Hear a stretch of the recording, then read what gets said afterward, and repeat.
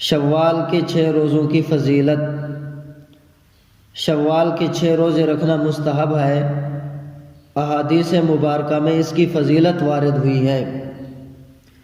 چنانچہ صحیح مسلم میں حضرت ابو ایوب انصاری رضی اللہ تعالی عنہ سے روایت ہے کہ اللہ کے رسول صلی اللہ علیہ وسلم نے ارشاد فرمایا، جس شخص نے رمضان المبارک کے روزے رکھے پھر اس کے بعد شوال کے 6 روزے رکھے تو یہ پوری زندگی روزے رکھنے کے برابر ہے۔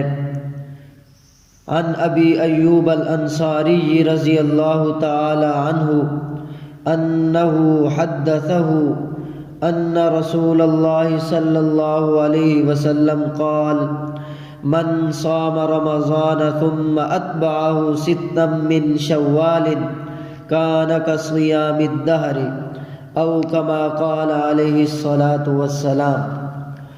اور طبرانی کی روایت میں یہ اضافہ بھی ملتا ہے کہ ہر دن کا روزہ 10 روزوں کے برابر ہے۔ ثواب کے بارے میں اللہ تعالیٰ نے یہ مہربانی فرمائی ہے کہ ہر عمل کا ثواب کم از کم 10 گنا مقرر فرمایا ہے۔ لہٰذا جب کسی نے رمضان المبارک کے 30 روزے رکھے اور پھر 6 روزے شوال کے بھی رکھ لیے تو یہ 36 روزے ہو گئے۔ 36 کو 10 سے ضرب دینے سے 360 ہو جاتے ہیں۔ قمری سال کے حساب سے ایک سال 360 دن کا ہوتا ہے۔ لہٰذا 36 روزے رکھنے پر اللہ تعالیٰ کے نزدیک 360 دن کا ثواب شمار ہوگا، اور ثواب کے اعتبار سے ساری عمر روزے رکھنے والا مان لیا جائے گا۔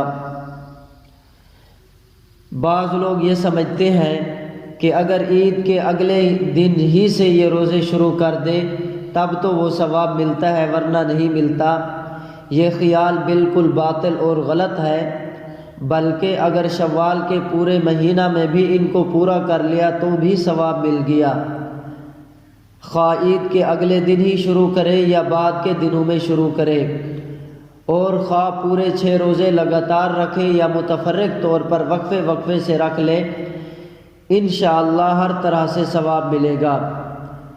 بعض لوگ شوال کے ان 6 روزوں میں اپنے سابقہ روزوں کی قضا کی بھی نیت کر لیتے ہیں کہ 6 روزے شوال کے ہو گئے اور قضا بھی ادا ہو گئی، تو خوب سمجھ لیجئے کہ ان میں قضا کی نیت کرنے سے شوال کے 6 روزوں کی فضیلت حاصل نہ ہوگی۔